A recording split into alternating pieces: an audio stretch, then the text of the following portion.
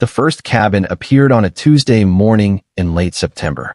I was standing on my back deck with coffee, watching the mist roll off the ridge that marked the eastern edge of my 40 acres, when I saw it through the trees, a small wooden structure where yesterday there had been nothing but pine and underbrush. My first thought was that someone had dumped a shed. My second thought, the one that made my jaw tighten, was that someone had driven onto my property to do it. I'm Judge Margaret Chun, 23 years on the bench in Cascade County, the last 9 as Chief Judge of the Circuit Court. I don't advertise that fact in my personal life. When I bought this land 5 years ago, a wooded parcel bordering the Whitmore Creek Preserve, I did it under my maiden name, Margaret Zhao. I wanted privacy. I wanted a place where I could sit on my deck without thinking about sentencing guidelines or discovery motions or the endless parade of people who thought the law didn't apply to them. Apparently, I was about to meet another one. I pulled on my boots and walked the quarter-mile down the old logging road that cuts through my property. The cabin was maybe 12 by 14 feet, rough pine construction, flat roof, no windows. A padlock hung from the door. 50 feet away, I could see fresh tire tracks in the mud, something big, a truck with a trailer hitch. And next to the cabin, a hand-painted sign on a stake, Whitmore Creek Glamping Resort, opening spring 2025. I stood there for a full minute, reading that sign, letting the implications settle. Then I pulled out my phone and took 16 photographs. Tell me where you're watching from, and has anything like this happened in your city or state? Drop a comment, because this is just the beginning. By the time I got back to the house, I'd already drafted the mental outline of my response. This wasn't anger, not yet. This was the cold, methodical process I use in chambers when someone tries to slip a forged exhibit into evidence. Document everything. Verify jurisdiction. Identify the responsible party. Then act. I called the county assessor's office first. My property is recorded under Zhao, parcel number 47-19-023, 40 acres with no easements, no encumbrances, no shared access. The woman on the phone confirmed it in 30 seconds. I asked if anyone had filed for a zoning variance or a conditional use permit in the area. She put me on hold, came back, said no. Next, I called the sheriff's non-emergency line. I explained that someone had built a structure on my land without permission. The deputy who took the call sounded bored. He said he'd send someone out within 48 hours to take a report. I thanked him and hung up, already knowing that wouldn't be fast enough. Because that afternoon, 2 more cabins appeared. I was in my home office, reviewing a brief for a case I'd hear the following week, when I heard the diesel engine. I looked out the window and saw a flatbed truck rumbling down the logging road, a small prefab cabin strapped to the bed. Behind it, a white SUV with a magnetic sign on the door, Whitmore Creek HOA, Community First. I grabbed my phone and walked outside. The flatbed stopped about 100 yards into my property, near a clearing where the trees open up toward the creek. 2 men in high-vis vests started unloading the cabin with a small crane. The SUV pulled up beside them, and a woman stepped out. She was maybe 55, blonde hair and a helmet of hairspray, white capris, a pink polo shirt with the HOA logo embroidered on the chest. She had a clipboard. She had the kind of smile that doesn't reach the eyes. I walked straight up to her. "Excuse me," I said. "You're on private property." She looked at me the way you'd look at a child who'd interrupted the adults. "And you are the owner?" Her smile didn't waver. "I don't think so, honey. This is Whitmore Creek HOA Common Land. We're developing a community amenity space." I felt the first flicker of real anger then, but I kept my voice level. "This is parcel 47-19-023. I have the deed. You need to stop what you're doing and leave." She glanced at her clipboard, made a little TSK sound. "See, that's the confusion. The HOA acquired this parcel last year through a tax lien sale. It's all legal. If you have questions, you can attend our next board meeting." She handed me a flyer. 3rd Thursday of the month, 7 p.m., Community Center. I looked down at the flyer. It had the same logo, the same cheerful clip art border. At the bottom, in small print, Karen Whitmore, HOA President and Community Director. "I pay my property taxes," I said. "There was no lien." Karen's smile went sharper. Well, the county disagrees. Now, if you'll excuse us, we have work to do. She turned her back on me and walked toward the flatbed. I stood there, watching them unload the second cabin, and I thought about all the ways this could go. I could call the sheriff again, but I already knew what that would get me. A deputy showing up tomorrow or the next day, shrugging, telling me it was a civil matter. I could file an emergency injunction, but that would mean revealing who I was, and the moment I did that, this would become a circus. So instead, I took more photographs. I filmed the truck, the workers, Karen directing them with her clipboard. I captured the license plates, the magnetic sign, the cabins going up one by one. And I went back to my house and started building a case. That night, I pulled the county records. My property taxes were current, paid in full every year, never a day late. I searched for any lien filings under my parcel number. Nothing. I checked for Whitmore Creek HOA in the State Business Registry.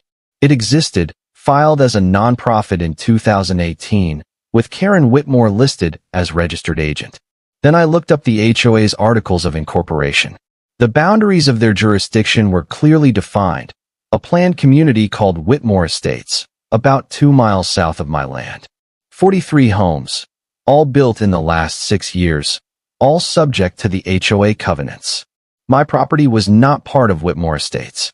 It predated the HOA by decades. There was no covenant, no plat map, no legal mechanism by which they could claim jurisdiction, which meant Karen Whitmore was either catastrophically incompetent or she was lying. I was betting on the latter. By Friday, there were 5 cabins. I watched them go up from my deck, one every morning, like mushrooms after rain. Karen showed up each time, directing the workers, marking locations on her clipboard. Twice, I walked down and told her to stop. Both times, she smiled and told me to take it up with the county. On Saturday, I drove into town and went to the county clerk's office. I asked to see any lien filings on parcel 47-19-023. The clerk, a young guy with a name tag that said Brandon, searched the system and shook his head. Nothing here, he said. Can you check tax lien sales for the last 2 years? He pulled up another screen, scrolled. Nope, no sales on that parcel. I thanked him and walked outside, and that's when I saw it. A notice taped to the community bulletin board by the courthouse entrance. Public notice, Whitmore Creek HOA Special Assessment, parcel 47-19-023. It was dated 3 weeks ago. It claimed that the HOA had assessed my property for unpaid common area fees, totaling $18,000, and that failure to pay within 30 days would result in foreclosure proceedings. I pulled the notice down and read it twice. The document had an official-looking seal at the bottom, gold foil, embossed, with the words Cascade County Recorder in a circle around the edge. It listed a case number. It had a signature line for a county official. It was also completely fake. I know what a real county seal looks like. I've seen thousands of them. This one was close, but the font was wrong, and the case number format didn't match the county system. Whoever made this had done their homework, but not well enough. I took a photo of the notice, folded it carefully, and put it in my bag. Then I went home and made a list of everyone I was going to destroy. Comment below, would you fight back legally or strike harder? Because Karen just made her first big mistake, and she doesn't even know it yet. By Monday morning, there were 9 cabins.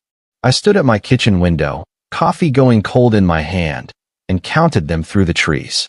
They were clustered now, forming a rough semicircle around the creek clearing. Karen had even brought in gravel for pathways. There was a hand-painted sign at the trailhead, Whitmore Creek Glamping Village, rustic luxury awaits. Rustic luxury. On my land. I'd spent the weekend building my case. I had the fake lien notice, the photographs, the county records showing clear title in my name. I had the HOA's articles of incorporation, proving my property was outside their jurisdiction. I had enough evidence to file for an emergency restraining order and probably enough to pursue criminal trespassing charges. But I didn't file anything yet. Because Sunday night, I'd received a letter. It came in my mailbox, no stamp, hand-delivered. A white envelope with the HOA logo printed on the flap. Inside, A single page on HOA letterhead. Notice of violation. 2. Occupant, 1847, Ridgeline Road. From Whitmore Creek HOA Board of Directors. Date, October 14, 2024. Violation, unauthorized occupancy of HOA common land, failure to pay special assessment, interference with community development project. Fine, $500 per day, retroactive to October 1st. Total due, $7,000, payable within 10 days. Failure to comply will result in legal action, including removal of unauthorized structures and personal property. At the bottom, Karen's signature, looping and self-important. I read it 3 times, and each time, I felt the anger sharpen into something colder and more precise. They weren't just trespassing. They were trying to extort me. I decided to go to the HOA meeting. It was Thursday night, 7 p.m., at the Whitmore Estates Community Center, a low brick building at the entrance to the subdivision. I parked in the back and walked in through the side door. Maybe 20 people in folding chairs, all of them looking comfortable, like they'd done this 100 times. Karen stood at the front next to a projector screen, wearing the same pink polo, same helmet hair, same clipboard. I took a seat in the back row. Karen started with the usual business: landscaping bids, a complaint about someone's fence color, a motion to ban political signs. Then she clicked to the next slide, and my property appeared on the screen. It was an aerial photo, recent, probably pulled from Google Earth. My house, my driveway, the wooded acreage stretching back toward the creek. Karen had drawn a red boundary around it in marker. As you all know, Karen said, the HOA has been working hard to expand our community amenities. Last year, we successfully acquired this parcel, she tapped the screen, through a tax lien sale. It's 40 acres of beautiful land, and we're developing it into a glamping resort that will generate revenue for the HOA and increase all of our property values. A smattering of applause. Unfortunately, Karen continued, we've encountered resistance from an illegal squatter who's been occupying the property. We've sent multiple notices, but she refuses to leave. I felt every muscle in my body go still. We're going to need to take legal action, Karen said. I've already spoken with our attorney, and we'll be filing for eviction next week. In the meantime, I'm asking for the board's approval to hire private security to prevent further interference with construction. A man in the front row raised his hand. How much is this going to cost? Security will be about $2,000 a month, Karen said. But it's a necessary expense. We can't let one person derail a project that benefits the entire community. Another round of applause, louder this time. I stood up. Excuse me, I said. Every head in the room turned. Karen's smile faltered for just a second, then snapped back into place. Yes? Do you have a question? I walked down the center aisle, slowly, letting them all get a good look at me. I'm the so-called squatter, I said. And I'd like to see the documentation for this tax lien sale you keep talking about. Karen's smile went brittle. That's a matter of public record. You can request it from the county. I did, I said. There's no record of any sale. Because it didn't happen. A murmur ran through the room. That's not true, Karen said, her voice rising slightly. The HOA acquired that land legally. If you're confused, I suggest you consult an attorney. I'm not confused, I said. I'm the legal owner of parcel 47-19-023. I have the deed, the tax receipts, and the county records to prove it. What you're doing is called trespassing and fraud. The murmur got louder. Karen's face flushed. You need to leave. This is a private meeting for HOA members only. I'll leave, I said. But you need to remove those cabins from my property by the end of the week, or I'm filing for an injunction and pressing charges. I turned and walked back up the aisle. Behind me, I heard Karen's voice, shrill now, saying something about legal action and harassment, but I didn't stop. I got in my car and drove home, and the whole way, I felt the adrenaline singing in my veins. I just put a target on my back. The retaliation started the next morning. I woke up to the sound of engines, plural, loud, close. I pulled on jeans and a sweatshirt and went outside, and my stomach dropped. There were 3 trucks on my property now, and a small excavator. Workers in high-vis vests were clearing brush, marking trees with orange spray paint. Karen stood in the middle of it all, clipboard in hand, directing traffic. I walked straight up to her. "What the hell do you think you're doing?" She didn't even look at me. "Preparing the site for phase 2. We're expanding to 25 cabins total." "You're not expanding anything," I said. "This is my land. Get off it." Now, Karen finally turned, and the look on her face was pure venom. "No," she said. "This is HOA land, and you're trespassing. If you don't leave, I'm calling the police." "Go ahead," I said. "Call them." She pulled out her phone and dialed. I stood there, arms crossed, while she spoke to someone on the other end. "Yes, I need an officer at 1847 Ridgeline Road. There's a woman on HOA property refusing to leave. She's been harassing our workers." She hung up and smiled at me. "They'll be here in 10 minutes. I smiled back. Good. The deputy who showed up was young, maybe late 20s, with a crew cut and a nameplate that said J. Foster. He parked his cruiser at the top of the logging road and walked down, looking between me and Karen like he was trying to figure out who was going to make his day more difficult. "What's going on here?" he asked. Karen jumped in before I could speak. "This woman is trespassing on HOA common land and interfering with a legal construction project. We've asked her to leave multiple times, and she's refused. We need her removed." Foster looked at me. "Ma'am, this is my property," I said. "I own it. I have the deed. She's the one trespassing." Foster sighed. "Okay. Do you have documentation?" I pulled out my phone and showed him the photos I'd taken of the deed, the tax receipts, the county parcel map. He studied them for a long moment, then looked at Karen. "Do you have documentation showing HOA ownership?" Karen's jaw tightened. "It's on file with the county. This woman is lying." "Ma'am, if you don't have documentation, I don't need to show you anything," Karen snapped. "The HOA has legal authority here. If you're not going to remove her, I'll call your supervisor." Foster's expression went flat. "You're welcome to do that. But right now, based on what I'm seeing, this lady has proof of ownership and you don't. So I'm going to have to ask you and your workers to leave." Karen's face went red. "This is outrageous. I'm going to file a complaint." "That's your right," Foster said. "But you need to clear out. Now." For a moment, I thought Karen was going to explode. Then she spun on her heel, marched over to the workers, and started barking orders. Within 10 minutes, the trucks were rolling back up the logging road, the excavator clanking behind them. Foster turned to me. "You should probably get a lawyer, ma'am. This looks like it's going to get messy." "I will," I said. "Thank you."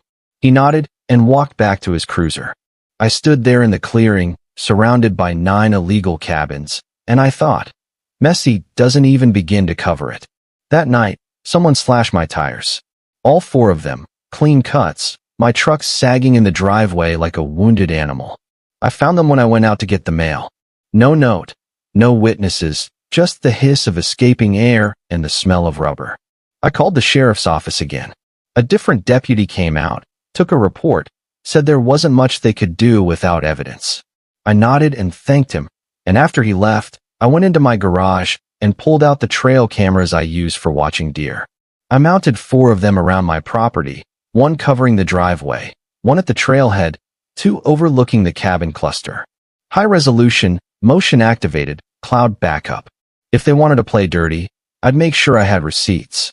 How would you expose Karen in public? Because she's about to escalate again, and this time, it's going to get dangerous. The restraining order arrived on Monday. Not from me, against me. A process server showed up at my door at 8 in the morning, handed me a manila envelope, and left before I could ask questions. Inside was a temporary restraining order issued by the Cascade County Circuit Court, case number 24, CV 8847, ordering me to stay at least 500 feet away from Whitmore Creek HOA common land and all associated structures. The petitioner was listed as Karen Whitmore on behalf of the HOA. The grounds, harassment, trespassing, and credible threats of violence against HOA board members and construction workers. I read it twice, standing in my doorway, feeling my disbelief curdle into something darker. The order was signed by a judge, Judge Ronald Pemberton, to be specific, a colleague of mine, 2 courtrooms down the hall. Ron was 68, semi-retired, mostly handling small claims and uncontested divorces. A nice guy? A little lazy. Not someone who'd issue a restraining order without at least glancing at the evidence. Except the evidence was a lie. I flipped through the attached affidavit. Karen claimed I'd verbally threatened her at the HOA meeting, that I'd physically confronted workers on the construction site, that I'd made repeated harassing phone calls to board members. None of it was true. The only interaction I'd had with Karen was asking her to leave my property, on camera, in front of a sheriff's deputy. But here was the kicker. The affidavit included a property description that matched my land, and a claim that the HOA had clear title via tax lien foreclosure, case number 22, TX 1134. I looked up case number 22, TX 1134 in the county system. It didn't exist. I called Ron Pemberton's clerk. Hi, this is Margaret Chun. I need to speak with Judge Pemberton about a case he signed off on, 24 CV 8847. The clerk, a woman named Diane who'd worked in the courthouse longer than I had, put me on hold. When she came back, her voice was cautious. Judge Pemberton says he doesn't recall that case number. Can you give me more details? It's a restraining order. Issued Friday, apparently. Filed by Karen Whitmore. Another pause. Hold on. I heard muffled voices, then Diane came back. Judge Pemberton didn't issue any restraining orders on Friday. He was out of the office. He had a medical appointment. The bottom dropped out of my stomach. Are you sure? Positive. He's looking at the docket now. There's no case under that number. I thanked her and hung up. Then I looked at the restraining order again, at the signature at the bottom, and I understood. The signature was forged. I drove to the courthouse. I didn't call ahead. I didn't make an appointment. I walked straight into Ron Pemberton's chambers, and Diane took one look at my face and waved me through.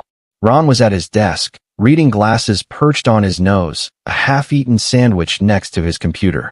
He looked up when I came in, and his expression shifted from confusion to concern. Margaret? What's wrong? I put the restraining order on his desk. Did you sign this? He picked it up, squinting at it. No. I told Diane, I wasn't even here Friday. Look at the signature. He held it up to the light, and I watched his face go pale. That's a pretty good forgery. It's good enough to fool a process server, I said. And it's good enough to fool me, for about 10 minutes. Ron set the document down carefully, like it might explode. Who filed this? Karen Whitmore, president of the Whitmore Creek HOA. She's been building cabins on my land and claiming she owns it. When I pushed back, she escalated. Ron sat back in his chair, rubbing his temple. Jesus, Margaret. This is a felony. Forging a court order, impersonating a judge. I know. You need to report this. To the sheriff, to the state bar, to... I will, I said. But first, I need to know how she filed it. This has a case number, Ron. It's fake, but it's in the system somehow.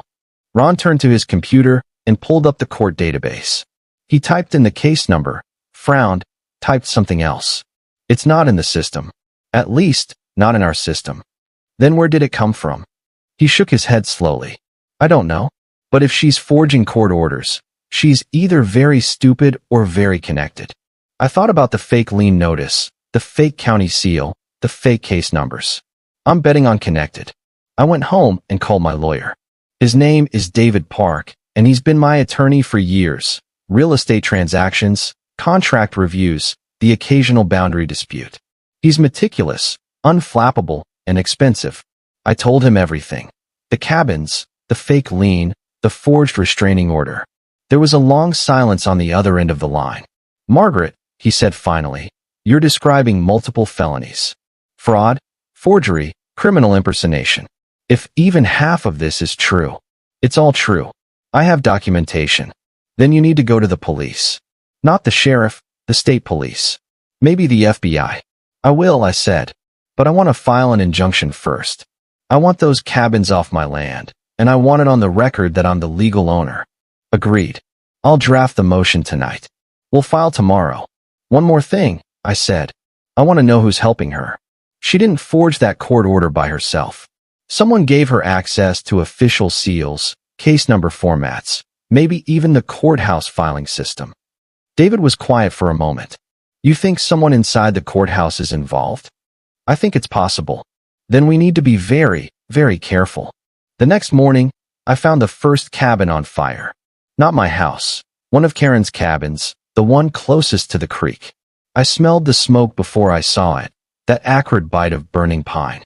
I ran down the logging road and found it fully engulfed, flames licking up through the roof, black smoke pouring into the sky. I called 911. Then I grabbed the fire extinguisher from my truck and tried to knock down the flames, but it was already too late. By the time the volunteer fire department arrived, the cabin was a charred skeleton. The fire chief, a grizzled man named Tom Briggs, walked the perimeter and shook his head. Accelerant, he said. You can smell it. This was arson. I didn't do it, I said immediately. He gave me a long look. Didn't say you did. But an hour later, when the sheriff's deputy arrived, Foster again, looking tired, he asked me where I'd been between midnight and 6 a.m. Asleep, I said. In my house. Anyone who can verify that? I live alone. Foster wrote something in his notebook. Ma'am, I have to ask, do you have any reason to want to damage HOA property? I stared at him. It's not HOA property. It's my property. And no, I didn't burn down a cabin on my own land. Okay. He didn't sound convinced. We'll be in touch.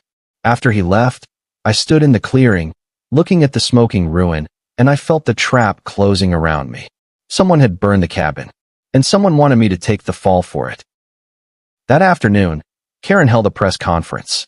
I didn't know about it until my neighbor, a retired teacher named Linda who lives a mile down the road, called me. Margaret, you need to turn on the news. Channel 7. I switched on the TV and saw Karen standing in front of the Whitmore Estates sign, microphone in hand, tears streaming down her face. This is domestic terrorism, she was saying. This woman has been harassing our community for weeks.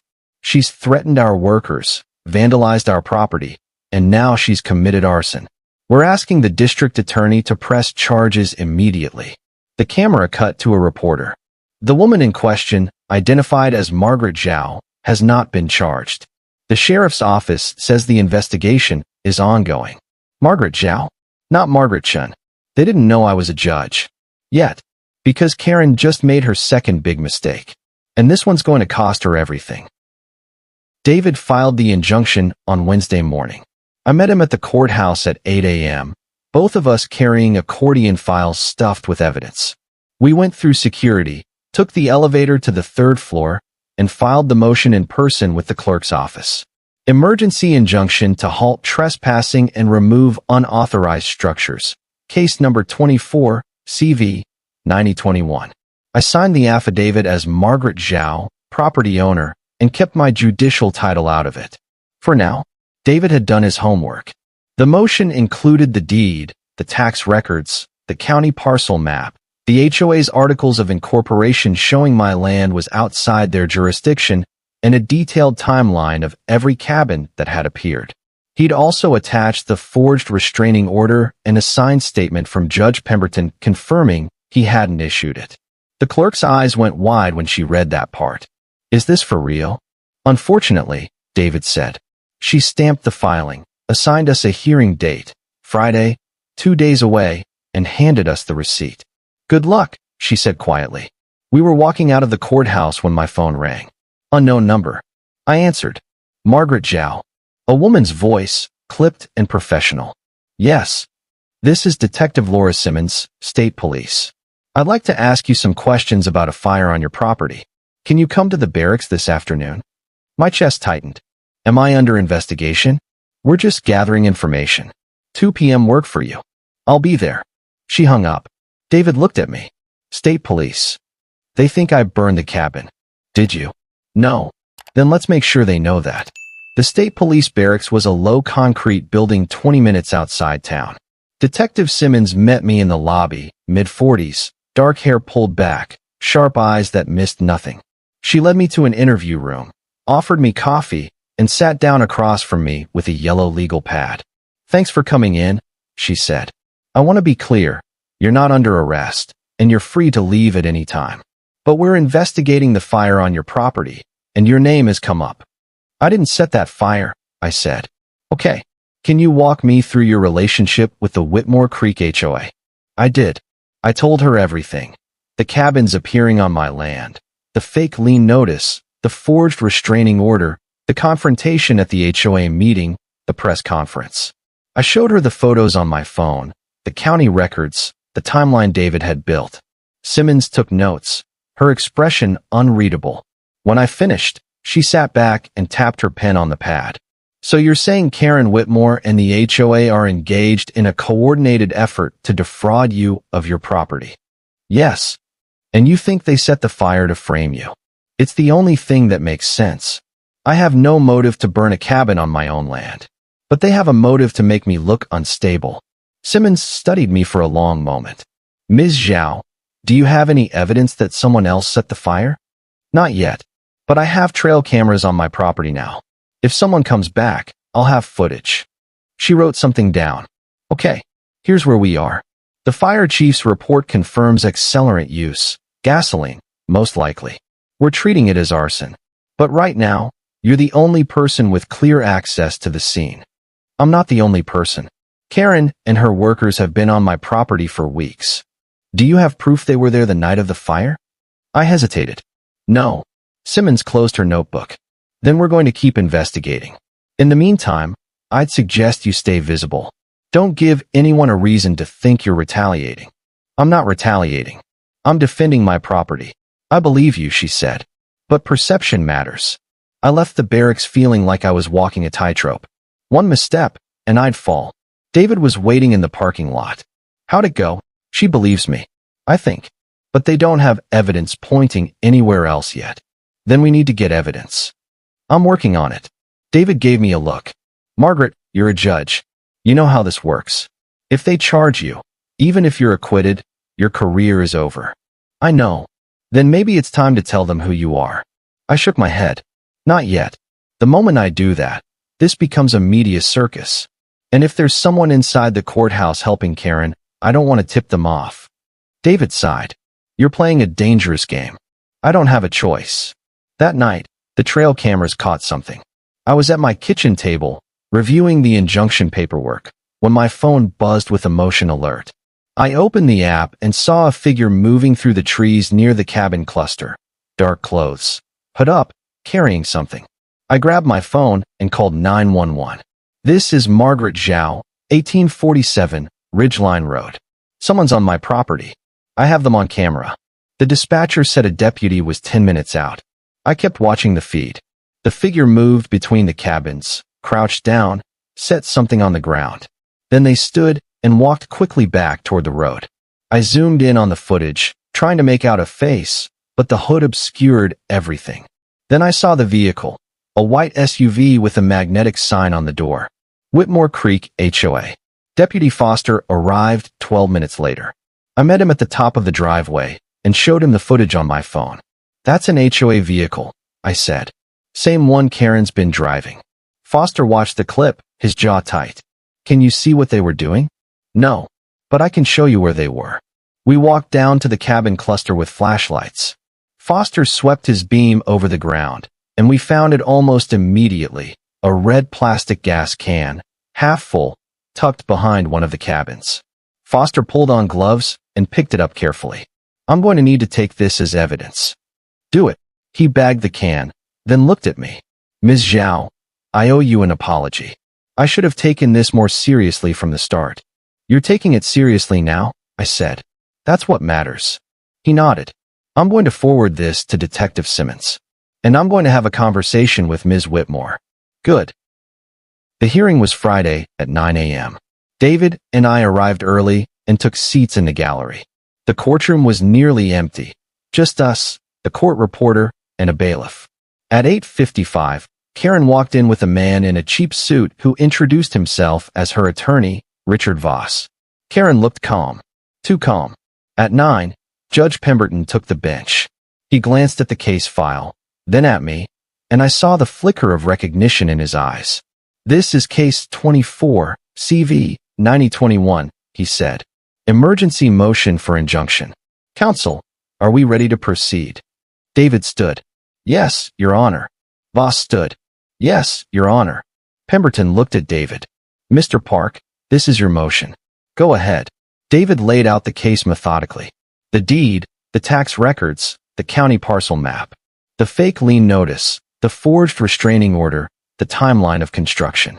He entered the trail camera footage into evidence, along with the gas Deputy Foster had recovered.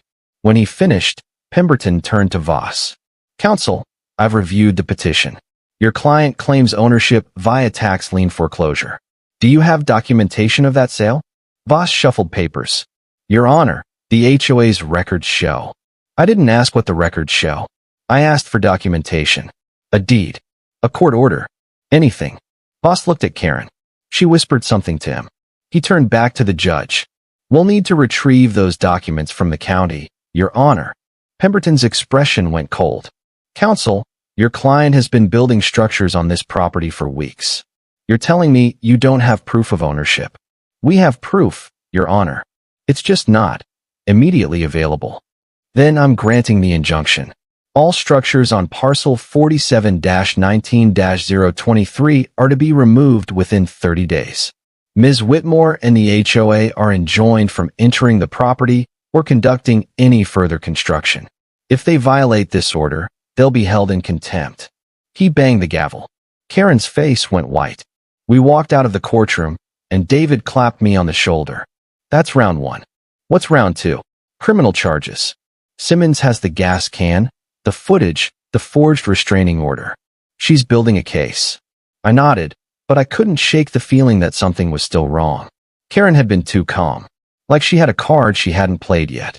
I was right, because that afternoon, I found out just how deep this went, and who was really pulling the strings. The call came at 3 p.m. I was at home, drafting a statement for Detective Simmons, when my phone rang. Cascade County Courthouse. I answered. Judge Chun. A woman's voice, unfamiliar, nervous. Yes. This is Amy Delgado. I'm a clerk in the recorder's office. I need to talk to you about something. In person. Not here. My pulse kicked up. What's this about? Karen Whitmore. And the documents. I can't talk on this line. Can you meet me? Where? The coffee shop on Maple, across from the library. 30 minutes. I'll be there. She hung up. Amy Delgado was maybe 30, dark hair, tired eyes. She was sitting in the back corner of the coffee shop when I arrived, hands wrapped around a paper cup like she was trying to keep warm. I sat down across from her. Thank you for meeting me, she said quietly. What's going on? She glanced around, then leaned forward. I've been working in the recorder's office for 5 years. Part of my job is filing property documents, deeds, liens, easements, that kind of thing.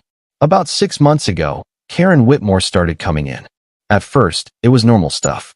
HOA covenants, amendments, nothing unusual. And then she started asking questions. About tax lien sales. About how foreclosures get recorded. About what kind of documentation the county requires. Amy's voice dropped, and she started getting friendly with my supervisor. Who's your supervisor? Gail Brennan. She's been with the county for 20 years. She's the one who handles the seals. I felt my stomach tighten. The official seals? The ones on recorded documents. Amy nodded. Gail has access to the embossing press, the digital seals, everything. And about 3 months ago, I noticed documents being filed that I didn't process. Liens, notices, case numbers that didn't match our system. Did you report it? I tried. I went to the county administrator. He said he'd look into it. But nothing happened. And then last week, I saw something that made me realize how bad this is.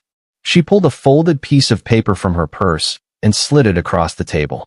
It was a photocopy of a recorded document, a deed transfer for parcel 47-19-023, dated 14 months ago, transferring ownership from Margaret Zhao to Whitmore Creek HOA.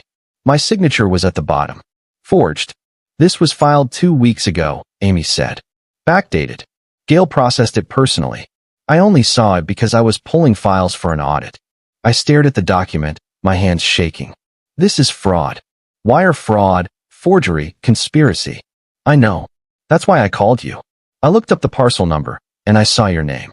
Then I saw the injunction filing this week, and I realized you're a judge. I didn't know what else to do.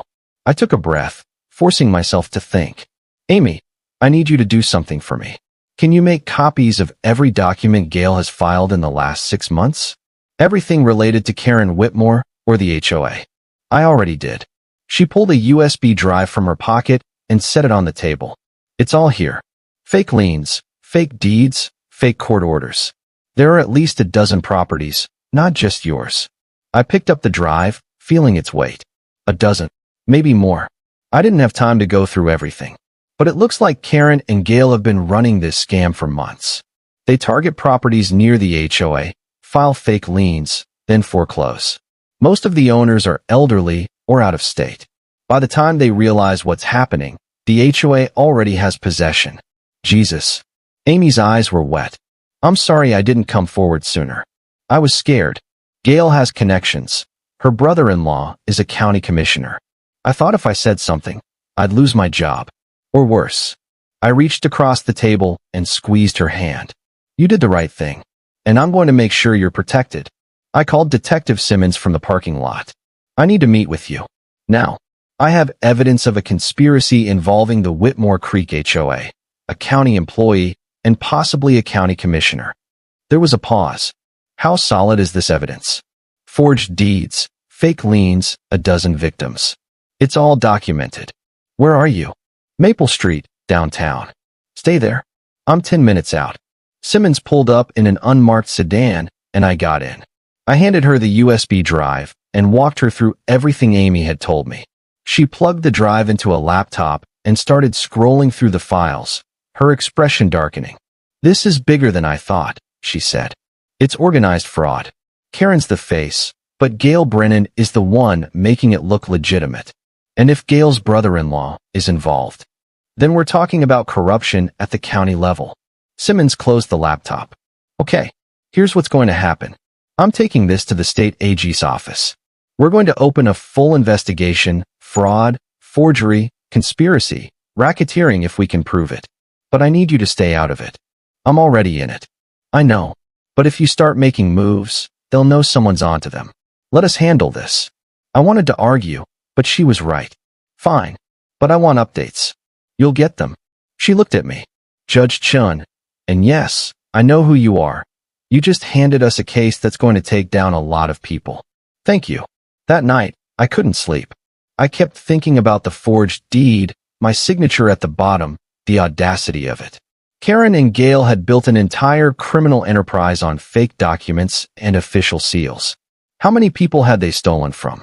How many families had lost their homes because they didn't have the resources to fight back? At 2 a.m., I got up and made tea. I sat at my kitchen table and opened my laptop, pulling up the county property records. I started searching for other parcels near the HOA, looking for patterns. I found 7 properties, all within a 2-mile radius of Whitmore Estates, all with recent lien filings, all transferred to the HOA within the last year. I cross-referenced the names. 2 were elderly widows. 1 was an out-of-state investor. 3 were families who'd inherited land and didn't live locally. 1 was a veteran who'd been deployed overseas when the lien was filed. They'd targeted the vulnerable, the people who wouldn't notice until it was too late. I made a list of names and addresses. Then I sent it to Detective Simmons with a note. More victims. Let me know if you need help reaching them. The next morning, Karen made her move. I was on my deck with coffee when I saw the trucks coming up the logging road. Not construction trucks this time, but a convoy of pickups and SUVs. Maybe a dozen vehicles, all with Whitmore Estates decals. They parked in a line across my driveway, blocking me in. Karen got out of the lead SUV, flanked by 2 men in tactical vests. Not cops, private security, the kind you hire when you want to intimidate someone. I walked down to meet them, phone in hand, already recording. Karen, I said, you're violating a court order. She smiled. No, I'm enforcing one. We have a writ of possession.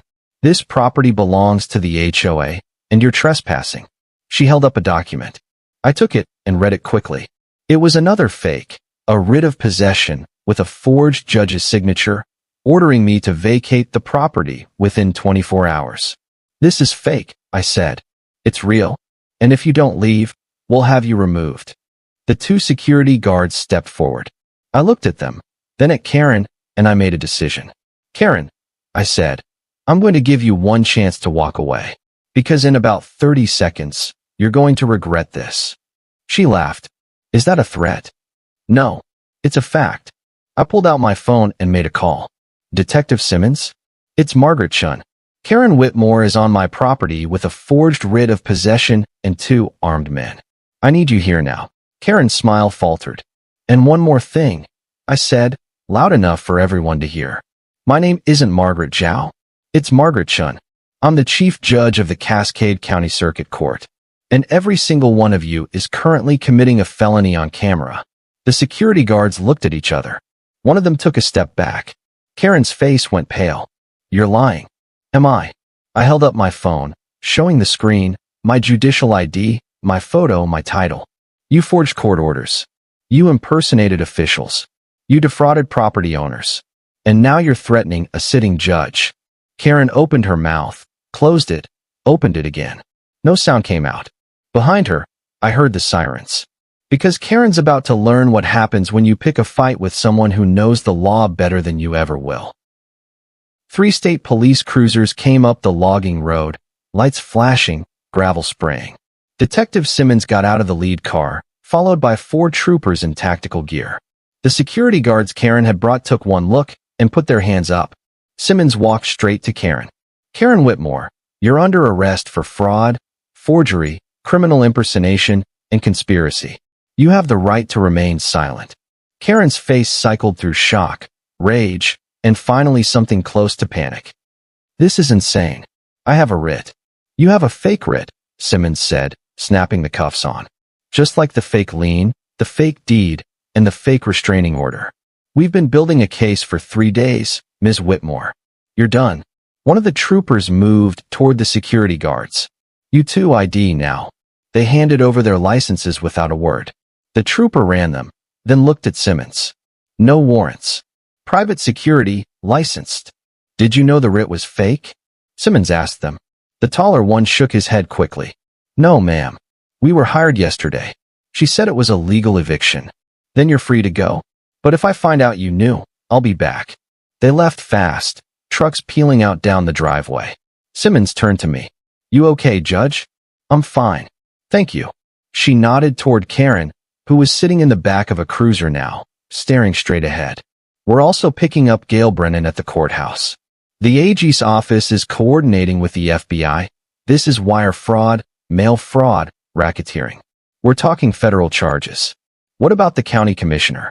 Gail's brother-in-law. We're looking at him. If he knew, he's going down too. I watched the cruiser pull away, Karen's face pale behind the glass, and I felt something loosen in my chest. Not relief, not yet, but the first edge of it. The story broke that afternoon. Local news first, then regional, then national. County judge targeted in elaborate property fraud scheme. The headlines wrote themselves. By evening, my phone was ringing nonstop, reporters, colleagues, old law school friends. I turned it off and sat on my deck, watching the sun set over the ridge. David called on my landline. You're famous. I didn't want to be. Too late.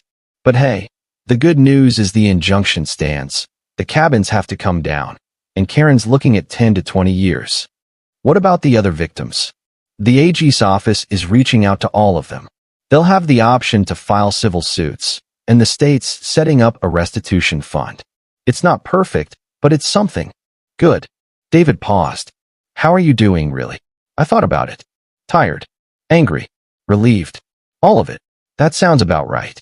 The preliminary hearing was 2 weeks later.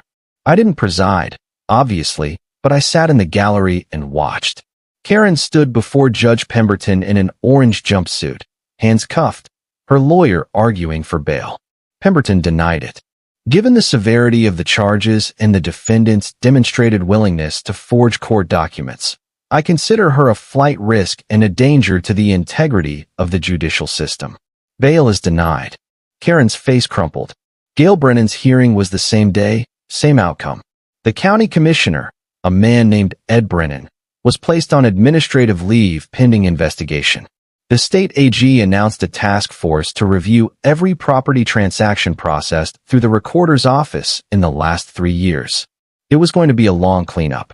A month later, the cabins came down. A crew from the county showed up with a flatbed and a crane, and one by one, they hauled the structures away. I stood on my deck and watched, coffee in hand, as my land slowly returned to what it had been, quiet, wooded mine. Linda, my neighbor, stopped by that afternoon with a casserole. I saw the news.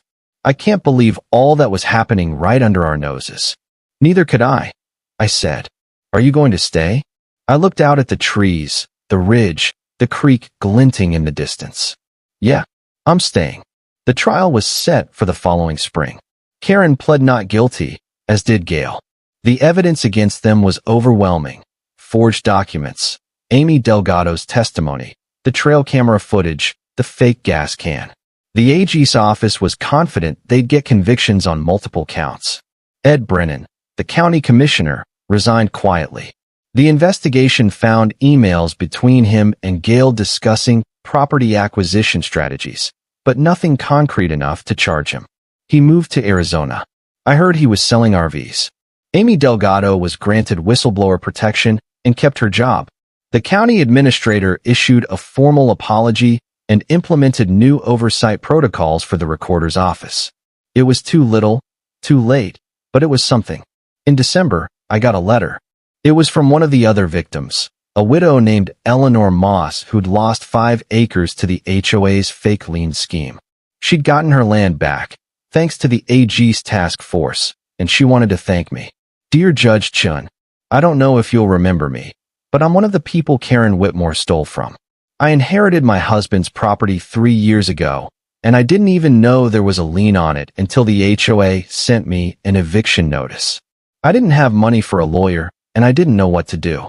I thought I'd lost everything. Then I saw the news about your case, and the state contacted me. They helped me get my land back. I'm sitting on it right now, writing this letter. Thank you. You didn't just save your own property. You saved mine too. And a lot of other people's. Gratefully, Eleanor Moss. I read the letter twice, then put it in a drawer with the rest of the case documents. Someday, I'd look back on all of this, and maybe it would feel like a story. But right now, it still felt real, raw and recent, and not quite over. Spring came. The trial lasted 3 weeks. Karen and Gail were both convicted on multiple counts: fraud, forgery, conspiracy, racketeering. Karen got 18 years. Gail got 15. The Whitmore Creek HOA was dissolved, its assets liquidated to pay restitution to the victims. I didn't attend the sentencing. I'd done my part. The system would do the rest. One afternoon in May, I was on my deck when I heard a car coming up the driveway. I looked up and saw a white sedan, unfamiliar. A woman got out, mid-30s, professional, carrying a briefcase. Judge Chun. Yes. I'm Rachel Kwan, with the State Bar Association. I wanted to talk to you about serving on a task force we're putting together, judicial ethics and document security. After everything that happened with your case, we think there are systemic vulnerabilities that need to be addressed. I smiled. I'd be happy to. She handed me a folder. Great. First meeting's next month. And, off the record? What you did was pretty badass. I laughed. Thanks. That night, I sat on my deck with a glass of wine and looked out at my land. 40 acres, quiet and whole. The cabins were gone. The fake documents were shredded. Karen and Gail were in prison. It was over. Mostly. Because a week later, I got an email. No subject line, no signature.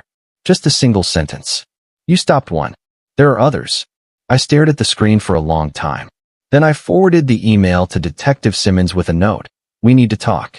Because maybe it wasn't over after all. But if they thought I'd back down now, they didn't know me very well. Thanks for watching. If you've ever dealt with an HOA nightmare or a Karen who thought she was above the law, drop a comment and tell me your story. And if you want to see what happens next, because yeah, this might not be finished, hit that subscribe button. Justice isn't always quick, but it's always worth the fight.